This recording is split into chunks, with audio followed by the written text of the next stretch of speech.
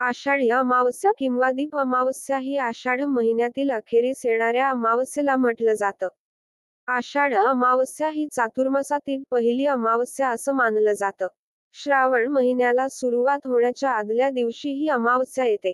या अमावास्येला दीपपूजनाला अधिक महत्त्व प्राप्त झालं असून ते भाग्यकारक मानले गेले आहे. या दिवशी स्नान, दान आणि पूजाविधीचे वेगळे महत्त्व आहे. महाराष्ट्रात या अमावस्येला गटारी अमावस्या म्हणूनही ओळखलं जातं. यावर्षी आषाढ अमावस्या आज साजरी केली जाणार आहे. यालाच दीप अमावस्या किंवा दिव्यांची पहाट असं म्हणतात. या दिवशी घरात दिवे लावले जातात आणि रांगोळी काढून पूजा केली जाते. या पूजेत पिठाचा दिवा लावला जातो. दीप अमावस्येचं महत्त्व. आषाढ अमावस्येला दीपपूजनाचे महत्त्व आहे. त्याचप्रमाणे प्रत्येक अमावस्येला वेगवेगळी वैशिष्ट्ये आहेत. ही पूजा म्हणजे येत्या श्रावणाच्या स्वागताची तयारी आहे. या दिवशी पिठाचा किंवा बाजरीचा दिवा दक्षिण दिशेला ठेवावा. हा दिवा पूर्वजांच्या पूजनाचे ठेवल्यास घरात सुख शांती लाभते. दीप अमावस्येचा शुभ मुहूर्त. पंचांगानुसार अमावस्या तिथी महाराष्ट्रात आजपासून 4 ऑगस्ट रोजी साजरी केली जाणार आहे. त्यानंतर 5 ऑगस्ट पासून श्रावण महिन्याला सुरुवात होणार आहे.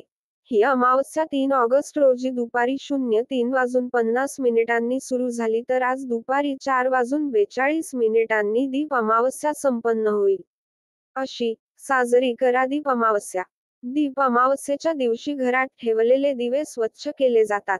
यानंतर टेबलावर स्वच्छ कापड पसरवा आणि दिवा ठेवा. तो तिळाच्या तेलाने किंवा तुपाने प्रज्वलित करा. या दिव्यांना फुले आणि नैवेद्य दाखवून पूजा केली जाते. या मंत्राचा जप करा.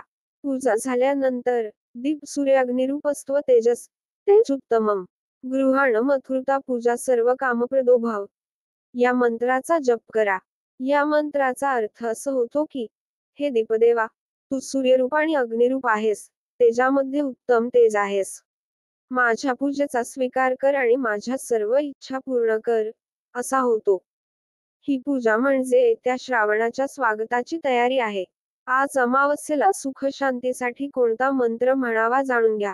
आषाढ अमावस्या ही चातुर्मासातील पहिली अमावस्या असं मानलं जातं. श्रावण महिन्याला सुरुवात होण्याच्या आदल्या दिवशी ही अमावस्या येते.